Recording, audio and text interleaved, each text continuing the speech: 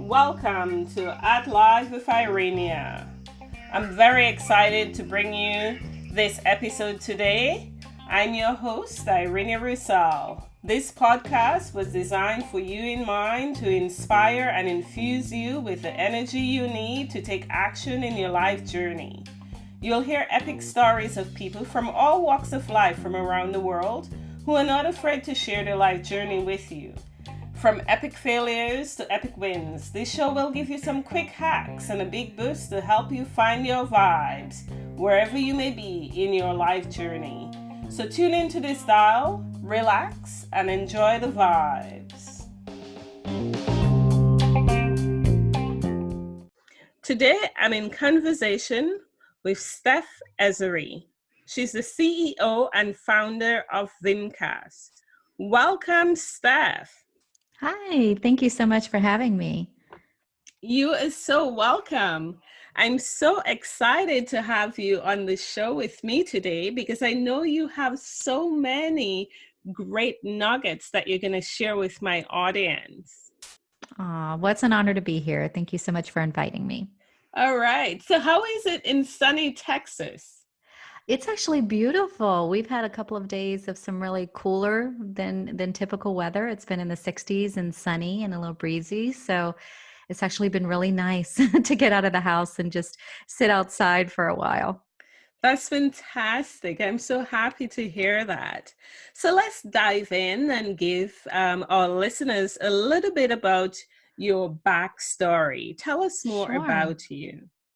Well, I don't want to say about to turn 50. I just turned 49. So I'm in middle age, but I am a mom of five. I've just celebrated my 28th wedding anniversary. And I was a real estate agent for 23 years. So my background is mostly in sales, but I had one time wanted to be a journalist. And I had talked to you about this before. I had originally gone to school to be a journalist and got married young, decided to focus on my husband finishing school. So I found real estate as a way to be really flexible with my small children.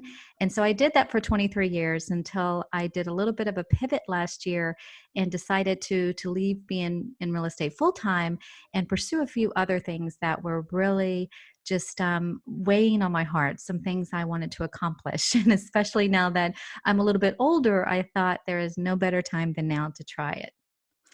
That's absolutely fantastic. And your story definitely resonated with me, with your background, having studied journalism, which is the same as myself here in Canada. But like you, my pivot was in international trade, and I've made many pivots since then. I am so fascinated by your story, and I'm sure that all listeners will be as well. So let's dive into some of your career pivots you've made along the way. And perhaps we can start with your first assignment. Sure. So, like I said, I started in real estate pretty young. I was in my 20s. I had two small children at home, and I had always wanted to be a journalist. I wanted to travel the world, and I wanted to tell other people's stories. And I also wanted to be an author. But for people that get married young, things change a lot. And so I focused on my family. It was a different path, but it was a beautiful path nonetheless. And I wanted to focus on that. And because I didn't get to finish my degree, I wanted something that would allow me to really have some flexibility, both with time and also with income. And real estate was one of those few things that allowed that to happen. So I got my real estate license in 1997 and started in real estate. My first full year in real estate, I was the rookie of the year for my office. So I did really well. And I just loved it. I loved the idea of helping people. I loved the idea of solving problems for them. And in this way, it was helping them find the perfect home for their family. But I've always been a problem solver. So I was just a natural fit, for that field. And for many years, I absolutely loved it. And in fact, we ended up moving 3 times. We were in Pennsylvania when I started my career, moved back home to Louisiana in 2003, where I restarted my real estate career. And then in 2005, Katrina blew into the area, and we ended up moving to Texas because my husband's company moved their facilities to Texas after Katrina because it was in the New Orleans area.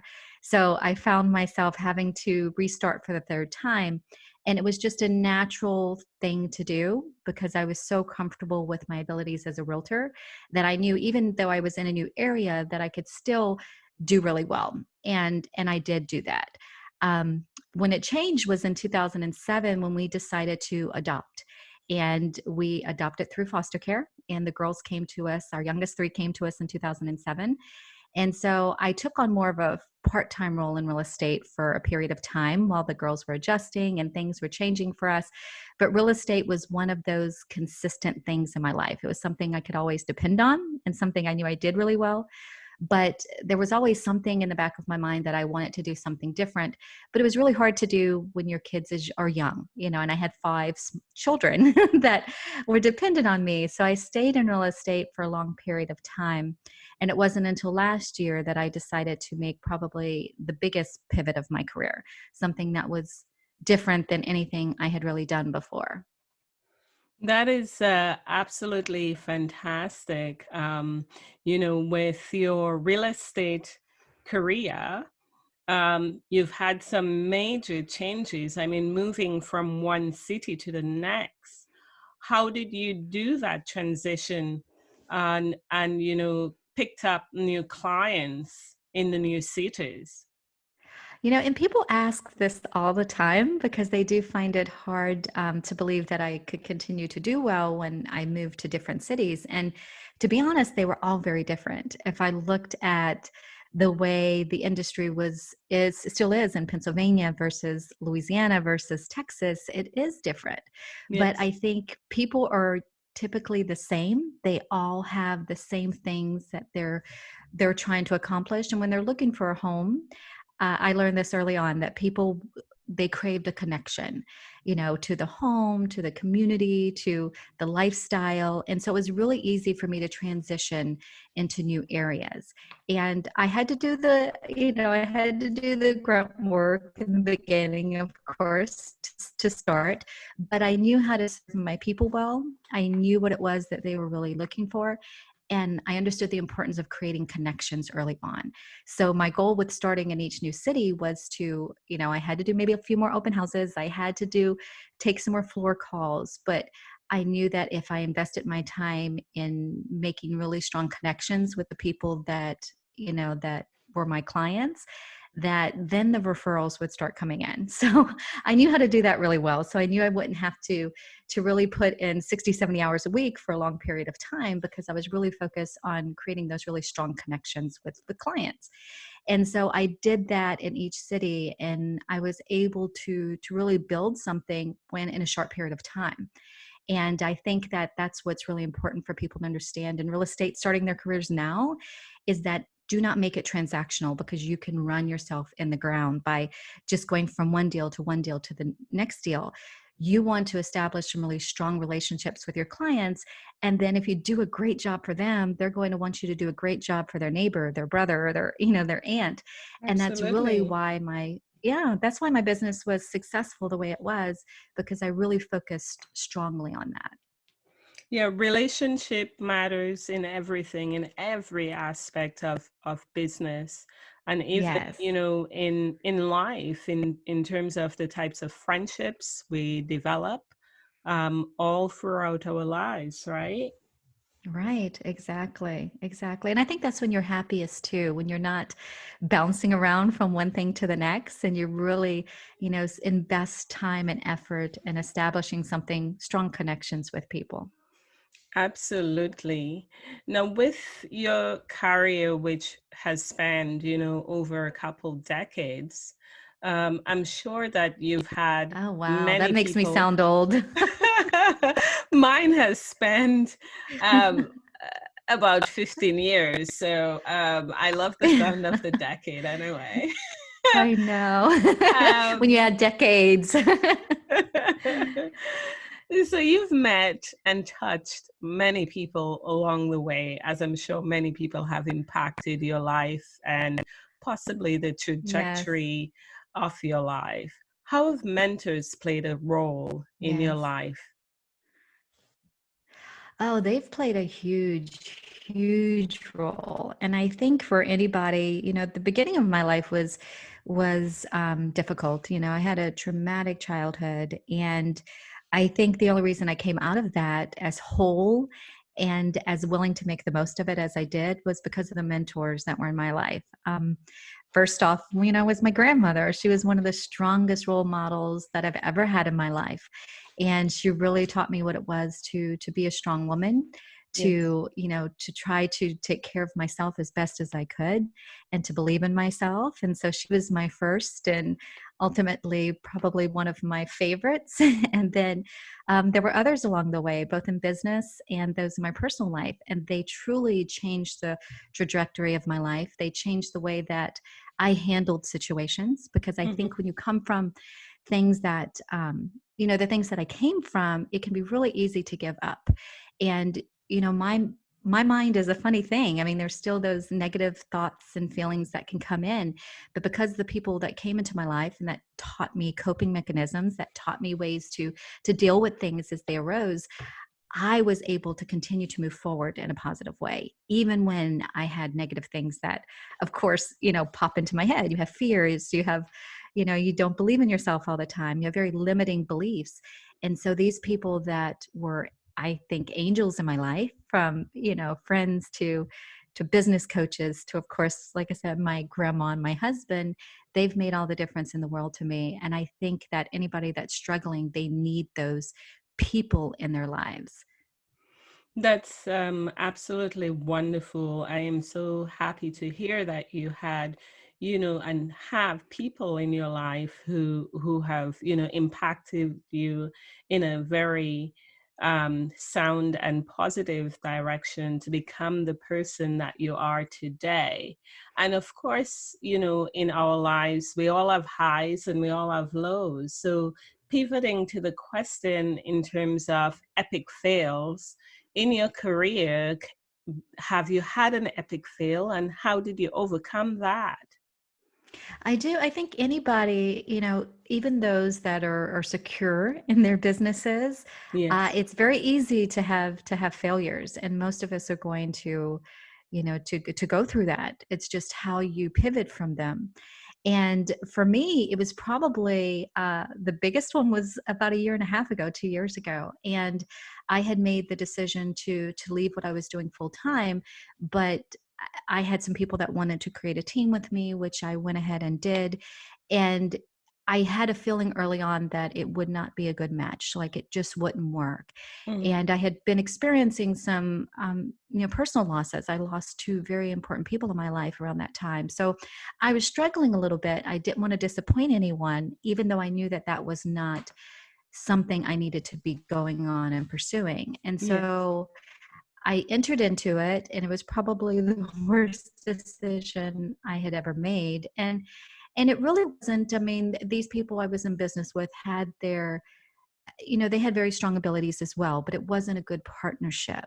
Hmm. And I wanted to try to make it work, and I did everything to try to make it work. And ultimately, I had to make that decision to part ways. And it ruined the friendship a little bit because I made that decision, even though I knew early on instinctively that this is just not a good fit for us. We are strong separate, but we are not strong together. Hmm. And I think that's really important to recognize that we have to go with our gut feelings sometimes, and we cannot fight against it because we're trying to make other people happy. That's just not, sustainable. We just can't do it. And so, I did it, and I think it hurt all of us in a way because we could have spent that time going on and pursuing other things rather than trying to make something work that ultimately was going to fail. And so that was, definitely probably my biggest failure in, my business life. But what happened was that I ultimately figured out, okay, this is not going to work. And I sat down with them and said, I have all the respect in the world for you all, but you have different values than I have. You have a different way of doing business than I have. And it's not saying one's right and one's wrong. They're just different.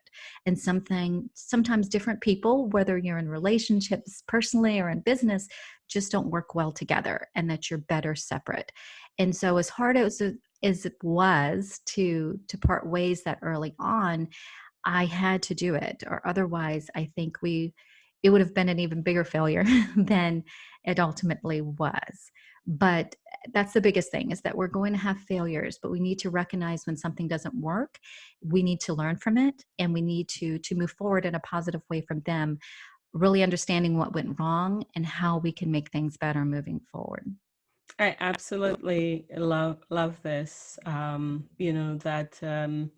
That lesson in there in terms of, really resonating with, tuning into, your intuition, and also, moving on when Yes. things just don't gel well together. So kudos to you and your bravery Right. to move on from that. And so now, present day, 2019, last year, you made your pivot. How is it going? Yes. It's been incredible because like Hmm. I said, for the longest time, I did the same thing and I Yes. enjoyed it and I did well in it, but it was still something that there were other things that were, laying on my heart. And the change came when I lost two very important people in my life. My sister-in-law died suddenly of a heart attack at 43. So And sorry. my aunt, who I grew up with, she was just 8 years, thank you, 8 years older than me. She developed congestive heart failure. And so I was responsible for helping them, make some medical decisions, talking to doctors every day. So for 4 months, I walked that journey with them. And in a matter of 6 months, I lost both of these women that at a young age, that were very important to me. Mm. One younger than myself, one just not too much older than myself. And it puts things into perspective. I started realizing that, both of them had things they wanted to do, things Yes. that lists that they wanted to check off. And neither one of them did that. For one, of course, they didn't have the time, but another, they both had things that held them back. One of Yes. them being fear. And Hmm. so I was determined to not be held back anymore by that. And so I kind of just jumped, to be honest. I always tell people to plan for things, but I felt like, okay, it's now or never. I have to do this now because none of us know how much time we're granted. And so Absolutely. I just made this huge jump and left real estate full time. And I'll be honest, for 6 months, it was a matter of just figuring out exactly what worked. And I was trying everything, but it felt really good to say yes to a lot of stuff I never would have said yes to. And Hmm. you realize along the way, some things are what you're meant to be, and some things were just really cool to try, Hmm. and then you've got to let them go. But some, wonderful things started happening, is that, this thing I was supposed to do started evolving. So I started my own podcast, Second Half Success Secrets. I, started a group. I started a company, Vimcast Media, which is Vim is an acronym for very important message. And that's ultimately what my business is moving forward, is helping others, clarify their message, determine what it is that makes them special, the skills they have, the inherent gifts they have, and be able to use that story to connect with the audiences that they need to connect with, to be able to serve them or be able to sell their products and services to them. So my business is evolving in that direction, and I'm also going to be working on another podcast called Women in Sales, and creating a membership and course that is all about selling, and also writing a book that's about selling called The Heart of Story Selling. So it's leaning into the things that I loved about real estate, those connections that were formed, using story to sell, and being able to do it in a bigger and more beautiful way. So it's really an exciting time, and lots of things are coming up. So I have to learn how to say no to some things. But how much fun is it to be able to have different opportunities at this stage of my life, and having the chance to make the decision as to whether I want to pursue it or not. So it's really exciting. Yeah, it's absolutely fantastic to have, that level of choice. And I'm so delighted that you're going to be also starting a new podcast, Women in Sales. And I definitely look forward to reading your book, The Heart of Sales, you said, that Yes. will be coming. So that's It's the heart of story selling. Yes. the heart of It's story about selling. using story. Yes, using story. Story is a very powerful way to connect with your audience. And so I look forward to that. I've kind of created a structure of how people can, create their own story and being able to use that in their business, whether they're a lot of people don't realize that they're in sales. They think of sales as being real estate agents or, car salesmen. And anybody that has a small business that has to, let people know about their products or services is ultimately in sales. So this applies to small business owners as well. So I'm excited to get that out.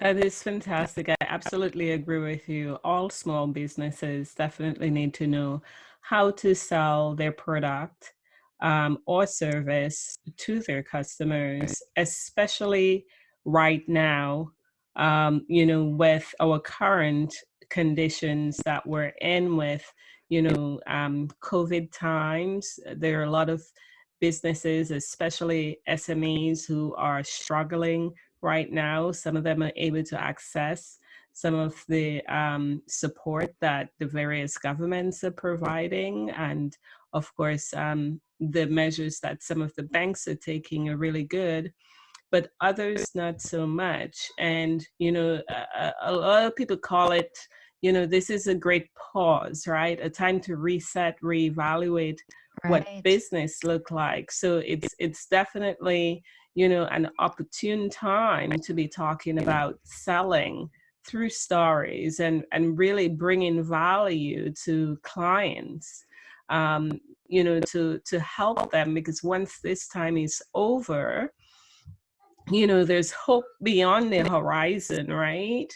And to really look at, how do Exactly. businesses position themselves. So that's awesome that you're doing that. Right. And I think too, I was talking to clients and friends recently about, the situation and how everybody's feeling about it. And I think there's two ways that it can go. I mean, you can be totally paralyzed by what's going on now, or you can look at ways that how things are changing and the needs that are out there and see how you can fill some voids. And I think that we're in a position now to look at things differently, look at what's needed and how your skills and how your gifts can fit that. And there's so many things, I think, positive things that can come out of this if you're looking at it the right way. Exactly how you said, how can I add value, moving forward? Absolutely. Absolutely. So in terms of your superpower, what is it? Resilience, perseverance, Hmm. being able to move forward even some during the difficult times. And I think that so many of us are facing that now, that things Yes. are so different than they were, even a couple of weeks ago. And you have to just be able to move forward. However incremental those steps are, it's Hmm. going to get us further to the place that we want to be. And we don't want to give up right now. I think that's probably easy for people to do at a time like this, but we have to look forward and we have to keep moving forward, however small those steps are. Absolutely. I agree with you. Being adaptable will be the key to, us thriving, as we move, each day one step at a time. Right. So what are some of your current projects you have in play right now? There are quite a few. And that's, like I said, I found myself coming out of the situation I came in last year, wanting to do it all. I kind of felt like it was now or never. So I ended up taking on a lot of projects and I'm trying to streamline some of that. I have a branch of my business that does, websites for people. And it's Hmm. all about, again, helping people tell their story. This time, this way through helping them create a website that's going to help them connect with the people that they want to serve. So I have a lot of those projects going on right now. I have the book that I'm actually collaborating with some of the mentors that I highly respect that are going to be a part of that book, and they're collaborating with me. So I'm working on that. And we're also working on getting this Women in Sales off the ground. We're going to have a Facebook group. We're actually going to be doing a summit in late May that is going to bring 10 to 12 speakers together that are going to give a lot of value to women in sales, from crafting with story to mindset during difficult times, with finding clients and turning raving fans into lifelong advocates. There's going to be a lot of great information there. And I'm also participating in a couple of online summits. And my talk is the same. I'm my strong suit. I want to be known as the story girl or the storycaster. And so I'm moving forward with a lot of summits and online stages in the next couple of months, and talking within people's groups and within these summits about, the power of story and how we can use that to grow our business and to impact others' lives. That is absolutely amazing. I love it. I look forward to hearing more once the dates are all set. So, how do you see your work? Thank you. You know, you're welcome. How do you see your work impacting the next generation and your community? Well, for one, I look at my girls. I have 4 daughters, and I've always taught them to be independent, to be strong, to believe that they can accomplish anything. But I also feel what I am teaching them is they can change at any point in their lives. They can be doing, my oldest daughter is an engineer like her dad, which is great. She's great at it. But if she's 40 and 50 and decides that she wants to move in another direction, she's seen her mother accomplish the same thing. And I love that I'm showing my daughters that it's never too late to accomplish your dreams, and regardless if you're 40 or 50 or 60, you can still be doing some big beautiful things. And aside from my children, I want to help other women see that they can do some of the things that they felt maybe it's too late to do, or they don't have the skills to do it, or they're doubting themselves, and that you can always pivot in life. We have the ability, as long as we have time left on this earth, to be able to accomplish the things that we want to accomplish.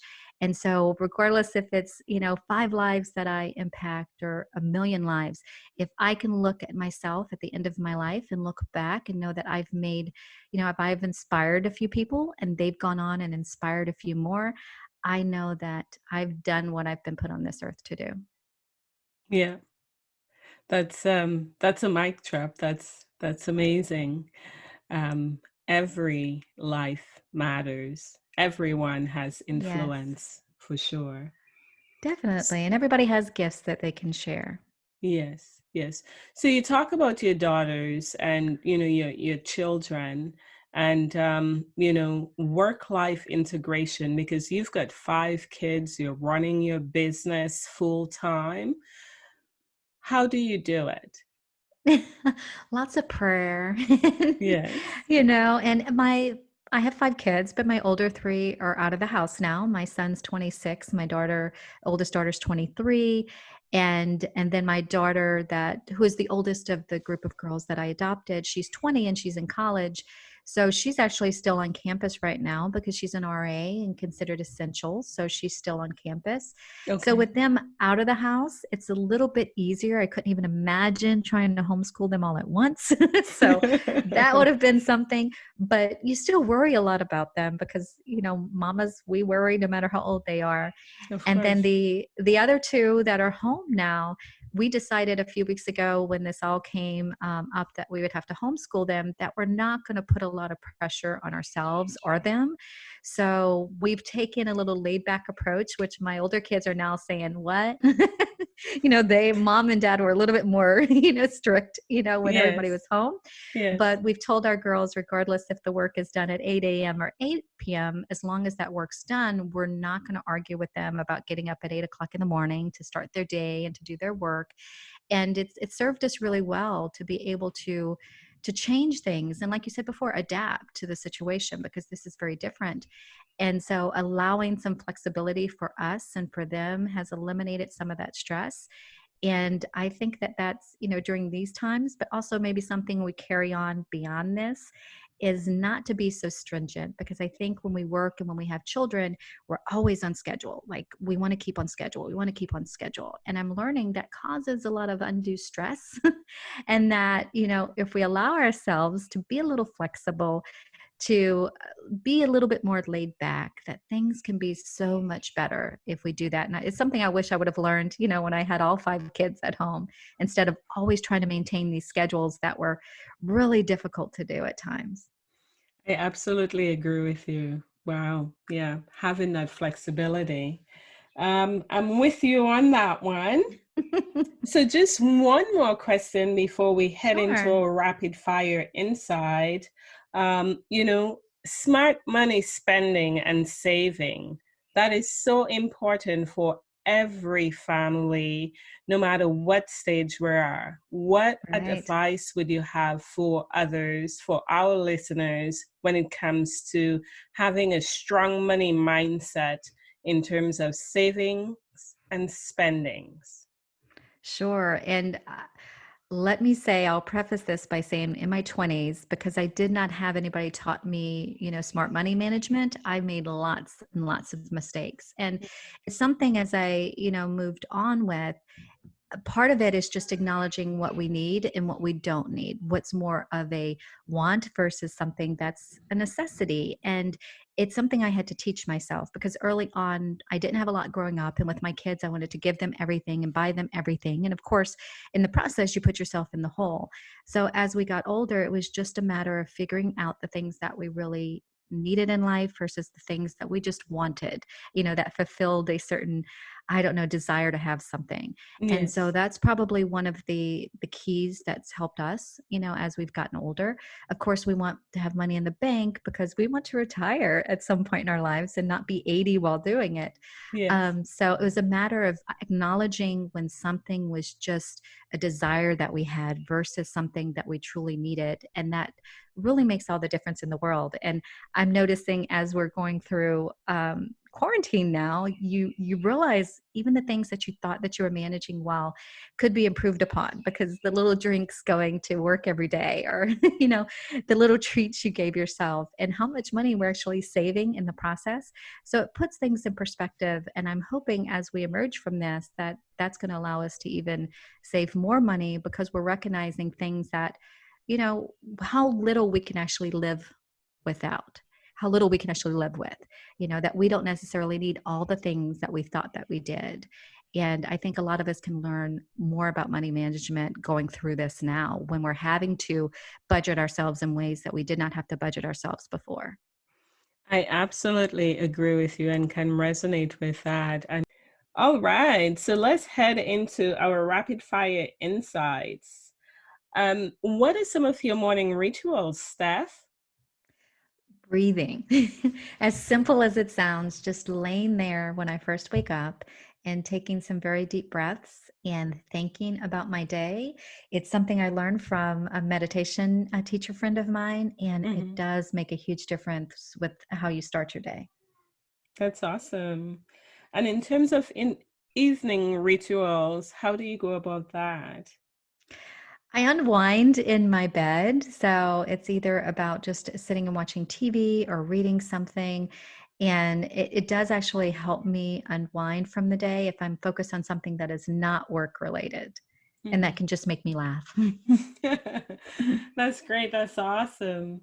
And of course, we all know that, music really changes the energy, our vibe inside. What's your last song on repeat? Actually, I it's a mix. My daughters and I have been listening to. So I've just been listening to a lot of their remixes. They've been trying to teach dances and everything. So it's a Mhm. mix of like rap and I have a very eclectic song list on my phone, but I don't remember the name of it, but it was about a dance that my kids were trying to teach me from TikTok.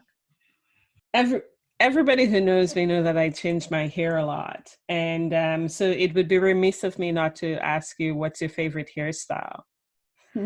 My favorite hairstyle these days is up in a bun. So my hair, I have very long hair and I'm in need of a haircut and it's heavy and thick.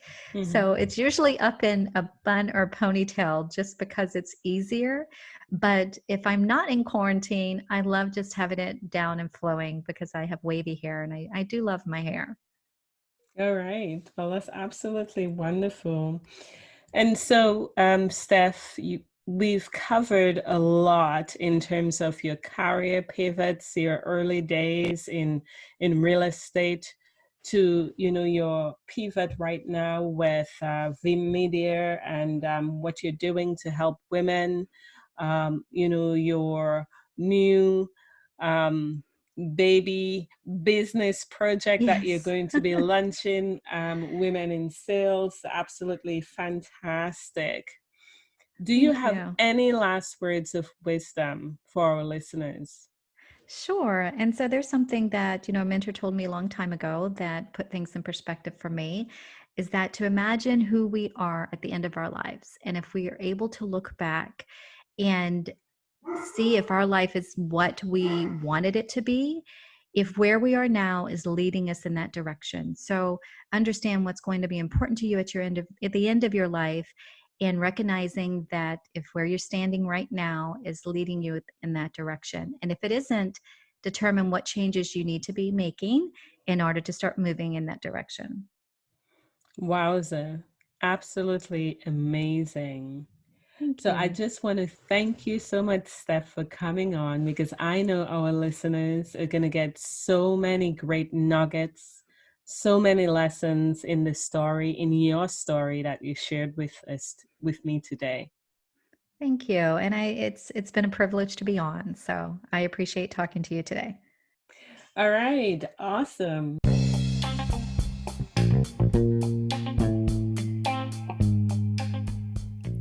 Listeners, I hope you enjoyed our conversation. I would love to incorporate you into my show. If you're facing a challenge, if you want to give a shout out, please email me info livewithirenia@gmail.com. All one word, info livewithirenia@gmail.com. If it fits with the program, I will definitely incorporate it. If you're sending a shout out, oh, I would certainly love that. If you found value in the show, please share it with a friend. It's important that we share this knowledge and spread it all across the world. After all, we are in this life journey together. Please do subscribe to this podcast so that you can know when a new episodes drop. Please head on over to iTunes, give us a review, let me know how great you think the show is, and give me some feedback on an episode that has changed the trajectory of your life or has impacted you in some small way. If you want to connect with me on social, head on over to Twitter and Instagram. My handle is @livewithirenia. This podcast was produced by me in my home studio, including all brand elements. Listeners, until our next episode, walk into your day with positive vibes. My hope for you is that you find your vibe wherever you may be in your life journey. I'm your host, Irene Roussel.